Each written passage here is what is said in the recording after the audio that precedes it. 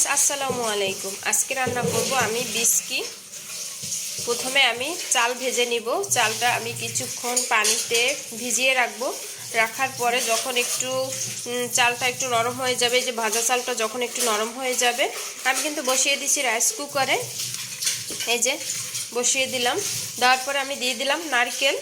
এই যে নারকেল দিয়ে পানি দিয়ে এই যে নেড়ে নিচ্ছি।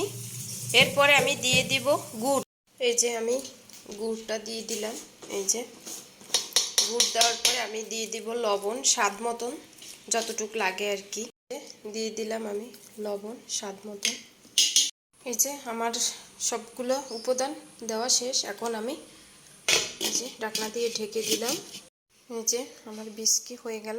দেখেন কত সুন্দর কালারটা চলে আসছে এবং খেতে কিন্তু খুবই সুস্বাদু।